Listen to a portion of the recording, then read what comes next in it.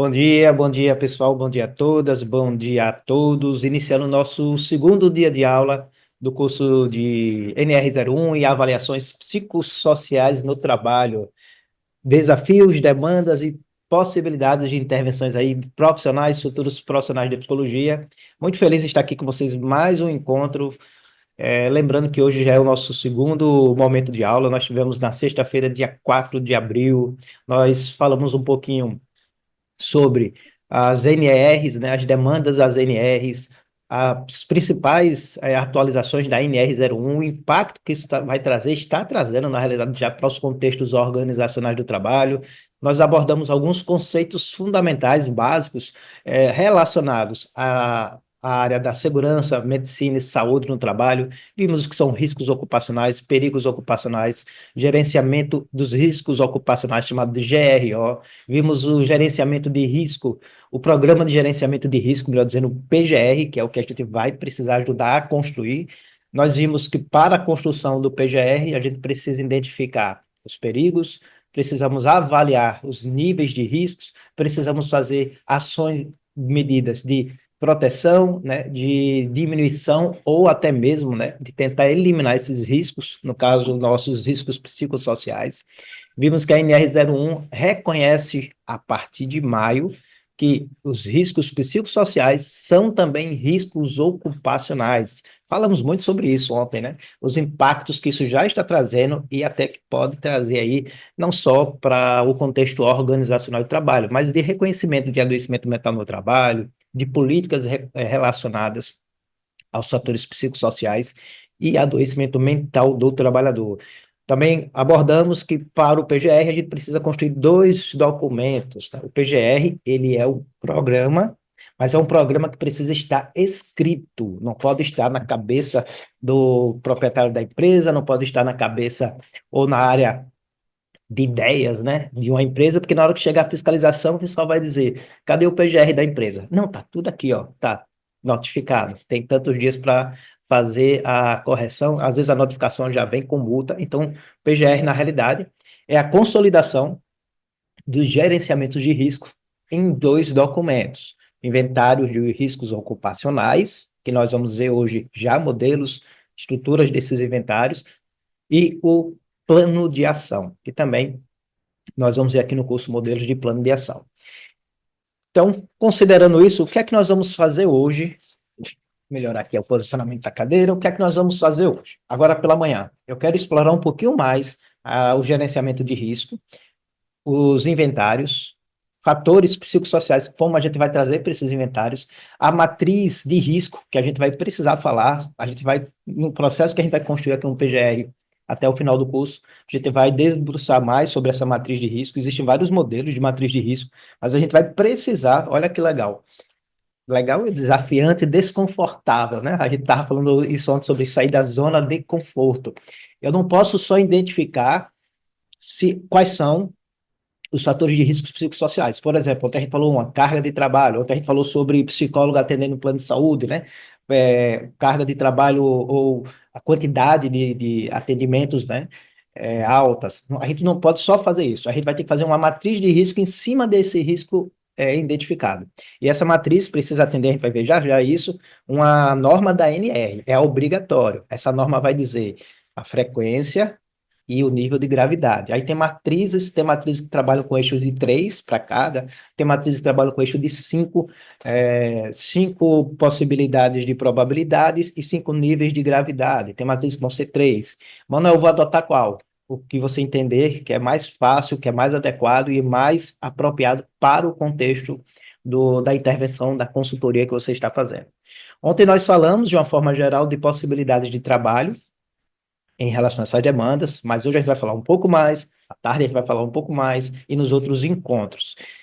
Eu sempre gosto, não sei se vocês gostam disso, mas eu sempre gosto de fazer uma revisão do que nós vimos antes, né? Para dar uma conectada, né? Já que a gente não está tendo uma aula num único dia, a gente vai ter aula hoje, à tarde, depois a gente vai ter aula na quarta, aí eu gosto sempre de fazer isso. Me ajuda a me conectar e a gente entrar no ritmo, e normalmente também, acho que ajuda também para os alunos e para as alunas. Então, hoje eu já quero apresentar no final da manhã um instrumento, À tarde eu quero ver pelo menos 2 instrumentos, incluindo um teste psicológico, e a gente vai mostrar como é a aplicação, a correção desses instrumentais. Mas, novamente, eu vou pedir um pouquinho de paciência de vocês, tá? Petrúcia, Ana, que está aparecendo aqui na minha tela, Gleide, Karina, deixa eu ver quem está aparecendo mais aqui com a câmera ligada. Eromilson. No início eu vou falando que está com a câmera ligada, né? Dando crédito a quem está aparecendo. Depois eu vou falando de quem está só com os nomes aqui. A Mônica, Júlia, a Júlia já com seu chimarrão. Acho que é um chimarrão, né, Júlia? Legal. Daiane. Então, o que é que nós vamos? Eu vou pedir um pouquinho de paciência para vocês, Amanda, Priscila, Cibele. Eu quero ainda trazer um pouquinho, alguns aspectos de conceitos e da parte teórica do PGR, do inventário de riscos e do plano de ação, tá? E aí, depois a gente vai para uma parte de instrumentos. Mas toda hora eu vou precisar estar voltando um pouquinho sobre, olha, o PGR, lembra do inventário de risco, do perigo do risco? Toda hora, mesmo quando a gente vai falando de instrumentos, eu vou trazer um pouco sobre isso. Olá, Silvia. Mas aí eu acho que é importante, primeiro, para vocês irem se acostumando com esses termos e entendendo que não é só chegar a aplicar teste, tá? As ações que vão ser demandadas não é só chegar e aplicar um teste. E isso a gente vai ser provocado muitas vezes, né? As empresas vão achar lá, que é só chegar e aplicar um instrumento, fazer uma tabela e entregar pronto. Está pronto a identificação de riscos e o PGR. E a gente vai precisar, na realidade, também não seria uma psicoeducação, né? Mas a gente vai precisar mostrar como deve ser feito o trabalho dentro das possibilidades que a própria empresa disponibiliza também e do que ela está disposta também a investir, né? Isso também a gente vai falar um pouco sobre isso. Ontem perguntaram muito sobre valores, hoje a gente já vai falar um pouco, mas vocês vão ver, à medida que eu for falar hoje de um modelo, de uma proposta de um modelo, vocês vão ver que vai dar para a gente já pensar numa precificação em relação a essa proposta, esse modelo. Só para a gente, antes de... Então, dando continuidade, vamos falar sobre gestão de riscos ocupacionais, NR01. Aqui a gente vai trazer novamente alguns conceitos, mas principalmente entendendo, pelo menos de base, que a gente vai aprender mais fazendo e vendo os modelos, como vai ser feita essa construção, tá? Então, a NR1, né, ela determina que é necessário fazer hoje na construção do PGR ou nos PGRs que já estão construídos, a grande maioria das empresas já tem o seu modelo de PGR, pelo menos empresas de médio, grande porte, já tem as informações do inventário de risco ocupacional e o plano de ação. A NR0 traz a necessidade que até maio, né, elas têm que estar, na realidade, não é a partir de maio, tá? Elas têm que atender até maio, dia 25 de maio, elas precisam colocar também, né, os fatores de perigos, riscos, medidas protetivas, plano de ação em relação aos fatores psicossociais. Então, reforçando que os fatores psicossociais, eles são fatores que do trabalho, a gente não vai focar isso, já vi vários auditores falando, não, a gente não é para investigar fatores psicossociais extra-trabalho. No plano, no PGR, precisa ter os fatores relacionados ao trabalho. É claro que no plano de ação, a gente vai ter ações, impactos relacionados a fatores extra-trabalho. Vai acabar, não tem como, a gente falou sobre isso ontem. Mas no plano precisa ter esses fatores psicossociais relacionados ao trabalho, tá? Que vai ter impactos relacionados às características individuais, familiares também. E aqui eu trouxe alguns grupos de fatores, aqui independente se é só relacionado ao trabalho. Quando a gente fala de fatores psicossociais, nós temos fatores individuais que interferem e que impactam nesses fatores psicossociais, gênero, a idade, o nível de escolaridade da pessoa, características de personalidade, a forma como ela enfrenta as situações, principalmente situações de desconfortos, que nós vamos chamar na psicologia de estratégias de coping, né, que é importante a gente identificar essas estratégias de coping, como é que a pessoa lida com situações de desconforto psicológico, situações de emergência, de conflito, autoestima, estilo de vida, equilíbrio entre trabalho e vida pessoal. Quando nós vamos para fatores psicossociais relacionados aos processos, né, e o ambiente interno do trabalho, a gente trouxe aqui um resumo de muitos, né? Existem muitos fatores, mas alguns dos principais mais citados é as condições do ambiente de trabalho, as distribuições, eu posso acrescentar aqui o próprio processo do trabalho, os relacionamentos entre os colegas, a cultura da empresa. A cultura da empresa, gente, não sei se vocês estão familiarizados, mas envolve regras, as normas da empresa, envolve os próprios processos de gestão de pessoa. A gente falou ontem de empresas de cultura familiar, né, que na realidade tem um foco muito centralizado, isso faz parte da cultura da empresa. A empresa que tem foco centralizado numa figura ou em duas figuras, que na realidade as coisas têm que acontecer do jeito que elas querem, muitas vezes sendo decisões que até não são decisões, entre aspas, tão, podemos dizer assim, profissionais, né? Tão do ponto de vista do que uma gestão moderna da empresa preconiza. Vai ter empresas que têm uma cultura de qualidade de vida, uma cultura focada inclusive nas, podemos dizer assim, nos credenciamentos, né, nos reconhecimentos internacionais, de gestão cooperativa, gestão colaborativa, que não há figura central do comando, que há uma facilidade de comunicação entre as pessoas, os grupos que estão, por exemplo, no chão de fábrica, com as gestões intermediárias, com os órgãos de staffs. Então, tudo isso faz parte da cultura da empresa. Uma cultura da empresa que tem um alto turnover, isso faz parte da cultura, né? Mesmo que não seja por exemplo, uma ação de vontade da própria empresa, mas as consequências do próprio processo geram uma cultura da empresa que as pessoas têm medo de serem demitidas, que não se sentem seguras. Então, a cultura envolve tudo aquilo desde os processos decisórios, de forma de promoção, se é uma empresa que o trabalhador tem chance de crescimento, de desenvolvimento, se não, se há muita indicação a gente chama QI, né? Muita indicação por QI para cargos estratégicos, ou se é por merecimento. Então, tudo isso também tem a ver com a cultura da empresa. Se envolve em treinamento, desenvolvimento, formação dos trabalhadores. Dentro da cultura da empresa também está paralelo o clima organizacional. Aí o clima organizacional, de uma forma bem rápida, envolve as relações, estilo de comunicação também, envolve a identificação dos processos, né, psicossociais, envolve como se dá o foco e o atendimento ao cliente interno, ao cliente externo. Então, tem muito mais a ver o clima, com mais do que as normas e as regras, como as pessoas, dentro daquelas normas, das regras daquele ambiente, elas interagem e executam os seus trabalhos e cooperam uma com as outras. Estilos de liderança, inclusive o instrumento que nós vamos trazer como sugestão, o ProArt, um deles, o primeiro, foca muito nisso, na gestão, porque entende o aporte teórico dele, que um dos pontos mais importantes dos riscos psicossociais são o contexto da organização e o estilo da liderança. Carga de trabalho são outros indicadores. A gente pode ainda pensar em fatores externos aos trabalhos, que também são chamados fatores psicossociais, mas o foco nosso vai ser fatores psicossociais no trabalho. Mas a situação econômica influencia ou não influencia no estado emocional, nos aspectos psicológicos das pessoas? Com certeza. Relacionamento familiar, acesso à educação, a lazer, o grupo de pessoas que essa pessoa tem de apoio, que nós podemos chamar, dentro da psicologia, os ambientes continentes. Assim, eu já fiz uma intervenção com um servidor de uma instituição de ensino federal, que uma das medidas de proteção que a gente, com a equipe multiprofissional, concluímos, é que ele precisava ser, como é que a gente chama? Eu esqueci o termo, não é movido, mas é uma remoção, na realidade, uma remoção por motivo de saúde de uma cidade que ele estava no interior para a capital. Por quê? Porque ele estava apresentando já um quadro de transtorno esquizoafetivo, já apresentando os sintomas de pré-morbidade de um episódio, e ele nessa cidade, era jovem, 25, 26 anos, nessa cidade ele não tinha nenhum suporte familiar.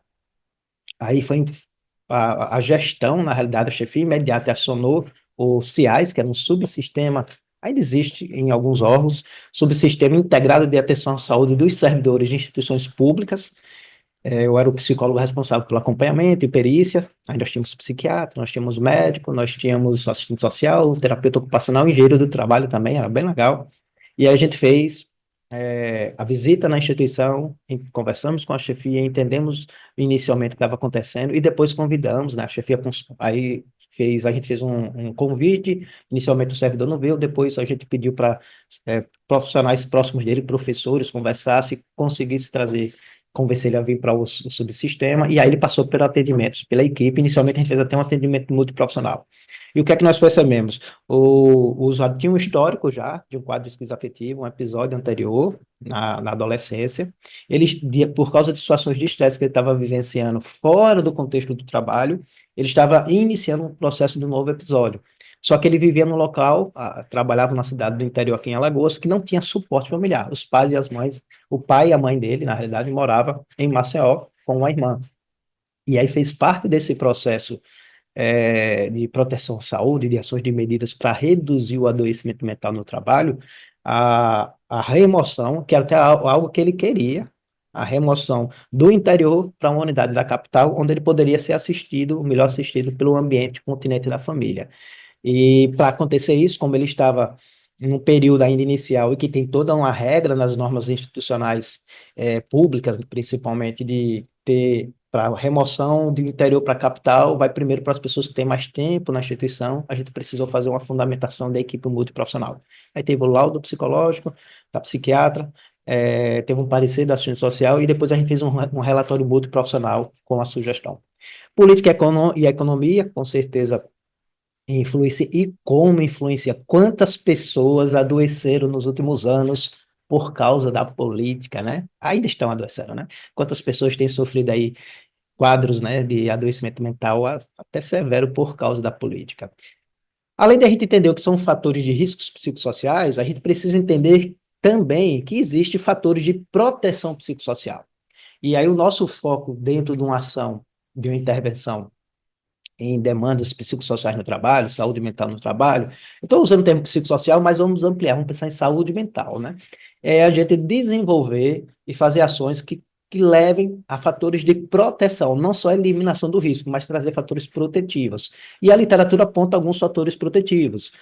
Locais que há cooperação entre os colegas, é um fator protetivo, que existem relacionamentos saudáveis, né, entre os colegas, entre figuras hierárquicas, que o trabalhador e a trabalhadora percebe que está tendo um tratamento justo.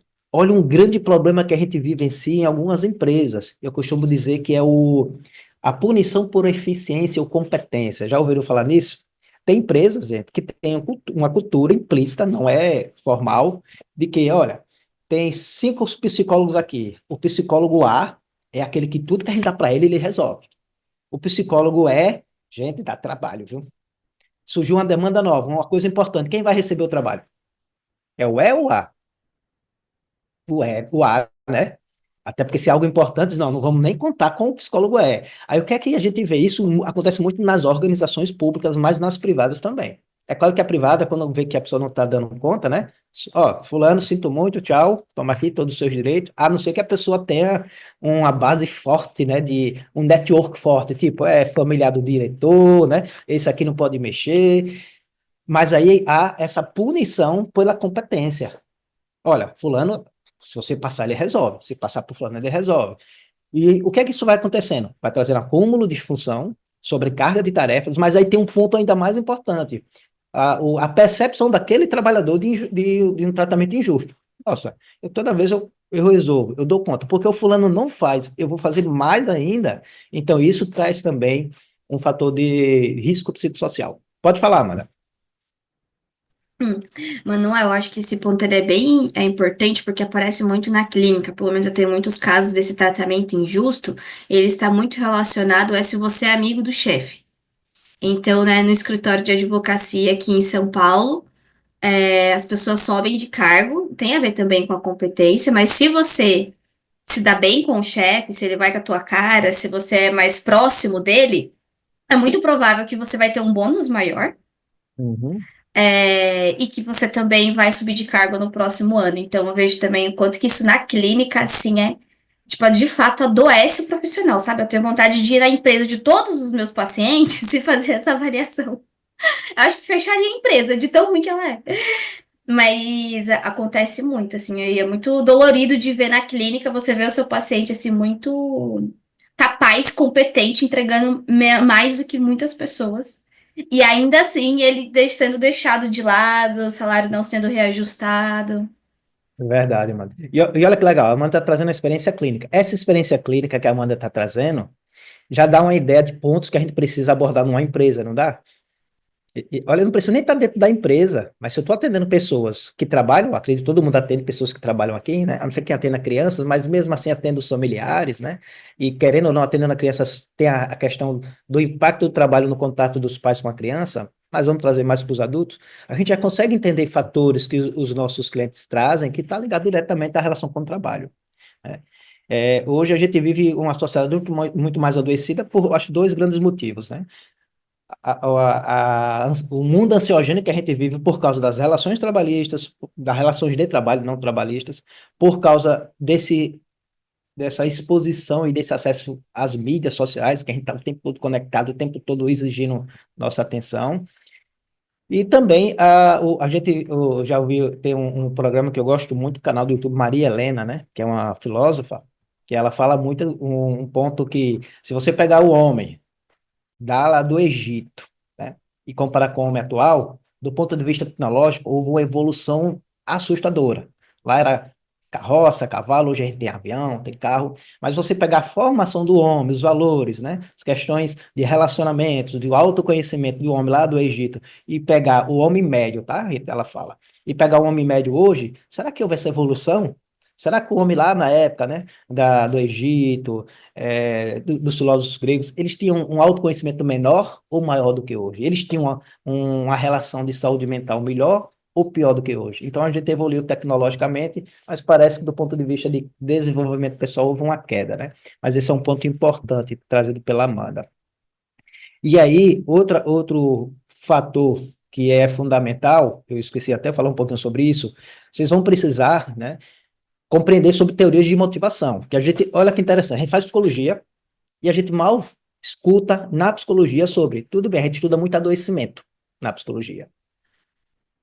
Mas a gente estuda pouco o que faz as pessoas estarem bem, né? Se elas, independente de estar adoecendo, pelo contrário. E hoje tem uma abordagem, uma vertente, né, da psicologia, a psicologia positiva, que traz essa reflexão, mas é muito importante a gente entender teorias de motivação. Porque, por exemplo, a motivação influencia na qualidade de vida no trabalho da pessoa? Sim. Influencia no adoecimento mental? Sim.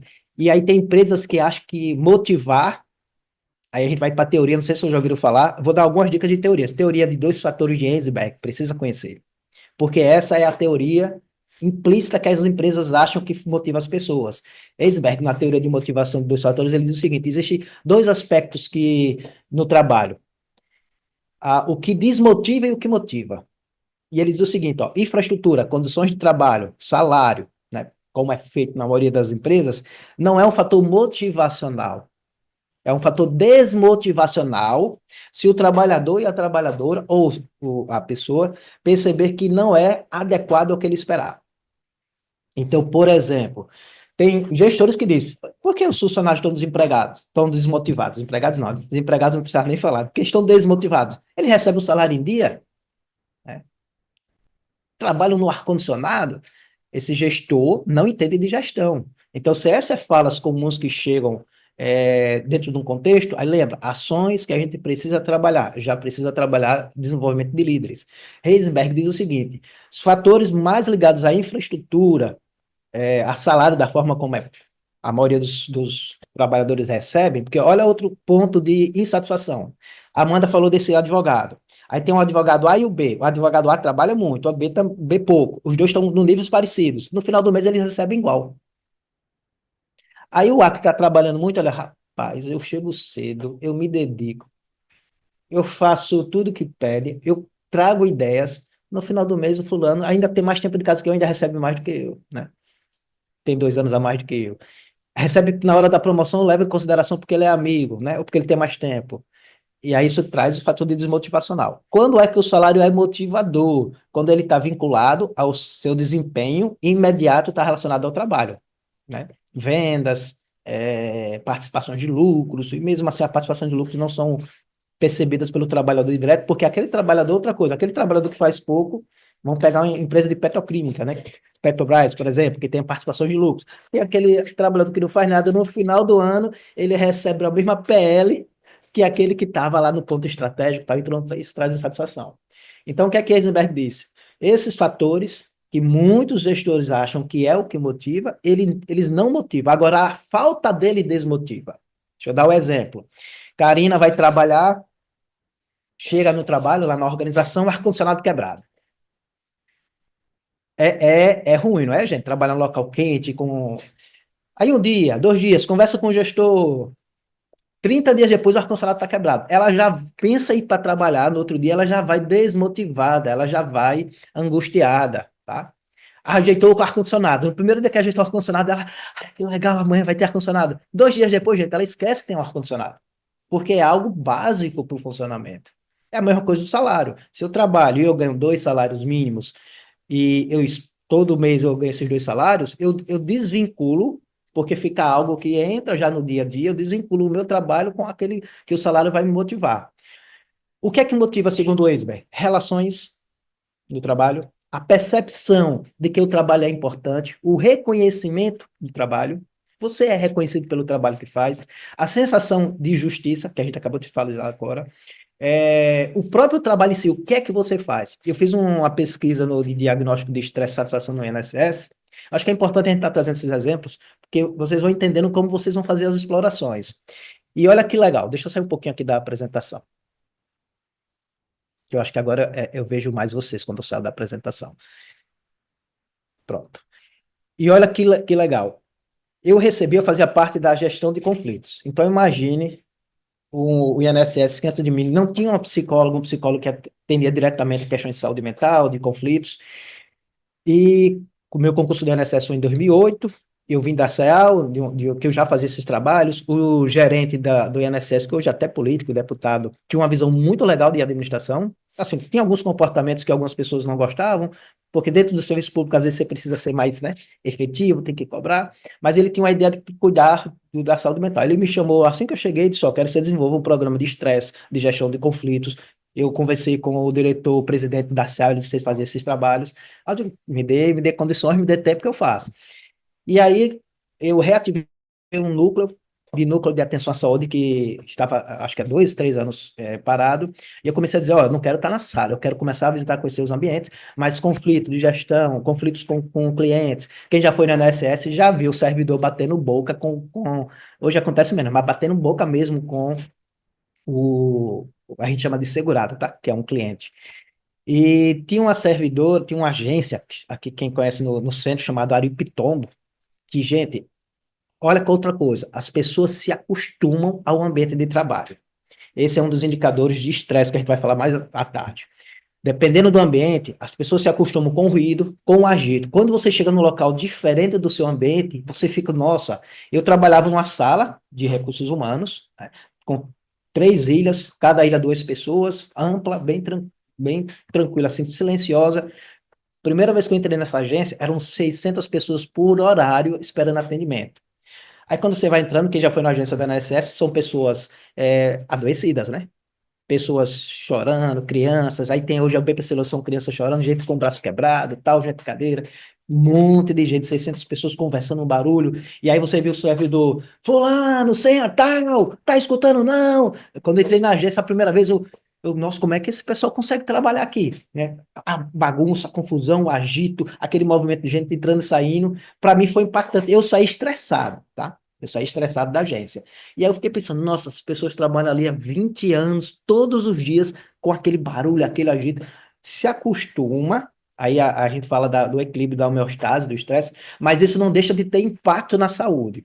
Só que aí uma gestora dessa agência, que depois se tornou uma grande amiga minha mesmo, era uma pessoa que não tinha uma formação de líder, mas era uma pessoa com muito olhar e cuidado para os trabalhadores. E aí tinha uma trabalhadora que sempre estava se afastando e sempre gerando conflitos com eu vou chamar de segurados, que é o termo que a gente usa lá, com os segurados. E aí ela entrou em contato comigo a primeira vez, aí na terceira vez que aconteceu, em menos de 6 meses, ela disse: Manuel, eu não sei o que fazer. Olha, já tirei ela daquele atendimento que exige mais, coloquei ela para dar um suporte, mas ela agora tirei ela do atendimento do balcão, coloquei ela na parte de suporte das pessoas que atendem ao balcão, mas ela está arranjando confusão agora com os servidores e com os serviços, os terceirizados. O que é que você pode fazer? Ela disse: olha, não vou direto para ela, que a gente já conversou uma vez, né? E ela, como não me conhecia, a gente teve um contato com a gestão trouxe alguns pontos, eu pedi para ela falar, para a gente entender a percepção dela, mas eu vi que ela estava se sentindo, ela não estava, inclusive, com um bom relacionamento com a gestão. Eu disse: olha, vamos fazer uma pesquisa com grupos de servidores. Aí eu fiz pesquisa com grupos de servidores, a gente vai falar de alguns instrumentos, né? Instrumentos coletivos, e depois eu escolhi alguns extratos de servidores para conversar. E aí eu pedi a ela: me diz uma servidora que atende há muito tempo aqui, que dificilmente se afasta e que não tem reclamação de atendimento. Aí ela indicou uma, e eu peguei mais 2 servidores que estavam com reclamação, que insatisfação.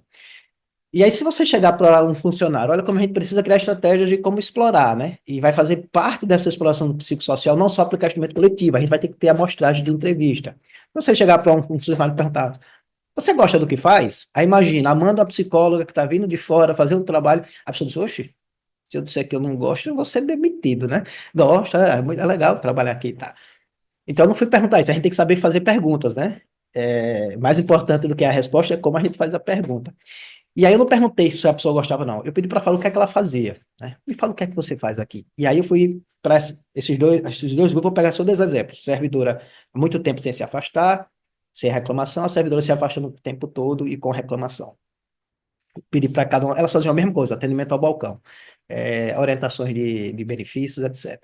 A servidora que nunca se afastava, não tinha se afastado até então, quando eu perguntei para ela falar, ela fez: eu atendo aqui, atendo ao balcão. Mas por que você está perguntando isso? Você não quer me tirar aqui da linha de frente, não. Chama linha de frente, né? Manuel, não faça isso, porque eu adoro atender o público. Adoro. Olha, a gente tem dificuldade, é barulho, gente. Mas quando eu só sair de casa, sabe que eu vou atender as pessoas e que no final, quando eu atendo, a maioria delas agradece a forma que eu atendo. Isso me deixa muito satisfeito. Eu estou ajudando, às vezes, uma pessoa que não tem. E os servidores fazem isso, né? Não tem orientação, inclusive não sabe qual é o benefício que ele tem direito. Eu oriento quando ele sai. Tem uns que são realmente grosseiros, agressivos, mas quando ele sai agradecendo, eu sei que eu posso ter mudado uma vida de uma família. Aí teve outras perguntas. Servidores que têm um perfil de se afastar. Me fala um pouquinho o que você faz. Ah, eu atendo o público. Olha, eu sei que é concurso público, que a gente não escolhe para onde vai, mas eu detesto atender público.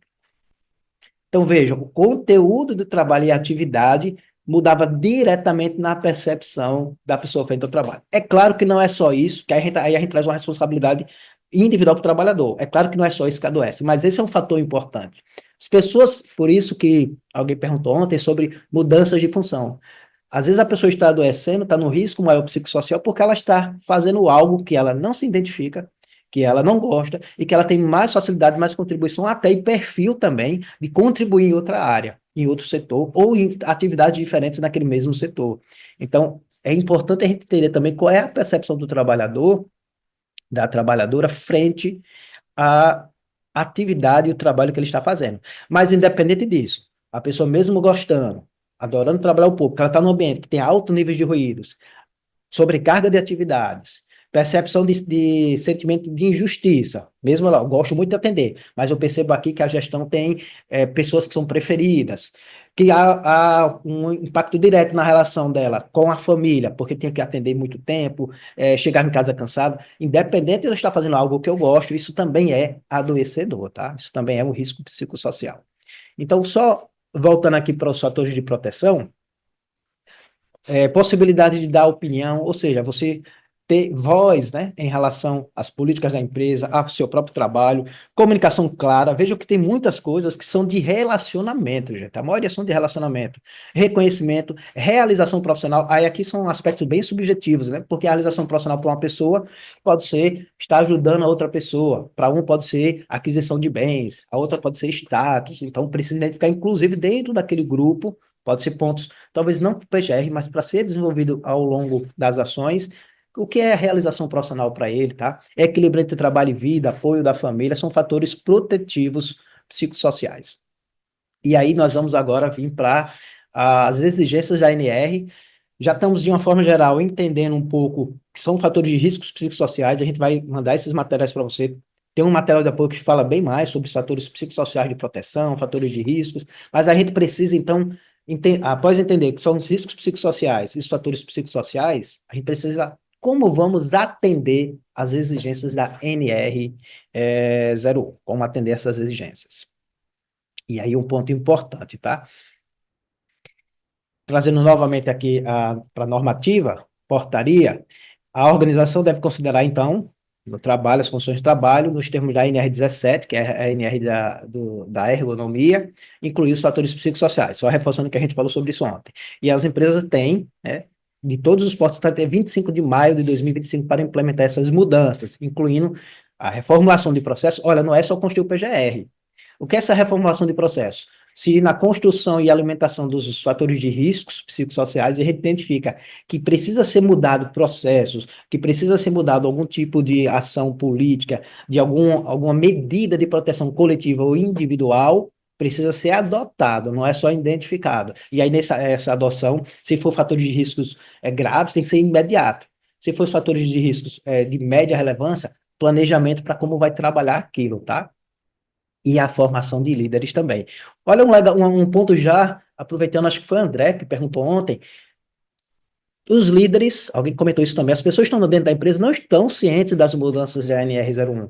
E há um impacto direto na liderança. Olha como eu já posso fazer para inserir e me aproximar das empresas. Uma palestra, seminário, talvez um workshop sobre o papel do líder nas empresas, do gestor de equipes, em tempos da NR 01 em 2025. Isso já vai trazer, gente, muita coisa para vocês se aproximarem.